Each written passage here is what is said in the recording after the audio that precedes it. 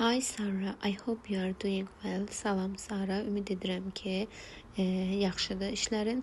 I ordered some new kitchen appliances, but I cannot afford to pay for them right now. Mən yeni mətbəx texnikası sifariş etdim, lakin indi onları ödəmək üçün imkanım çatmır.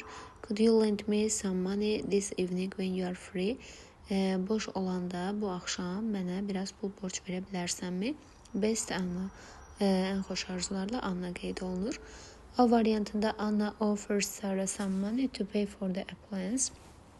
Anna Saraya texnikaların qiymətini, yəni daha doğrusu ödənişini ödəmək üçün pul təklif edir. Əslində pul təklif etmirdi, pul istəyirdi ondan, borc pul, ona görə A variantı səhvdir. Sarah and Anna are going to shop for appliances together. Sarah və Anna birlikdə texnika almaq üçün mağazaya gedir, yanlışdır. Anna needs to borrow money from Sarah. Anna'nın Sarah'dan pul borc almağa ehtiyacı var. C variantı doğru cavabdır. Sarah will help Anna to choose new kitchen appliance. Sarah Anna'ya yeni mətbəx texnikası sifariş etməyə, yəni seçməkdə köməklik göstərəcək. Yanlışdır. Sarah wants to borrow money from Anna to buy kitchen appliances.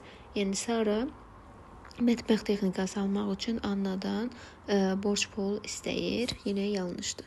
Və verilən mətnə əsasən doğru cavab C variantında qeyd olunmuşdur.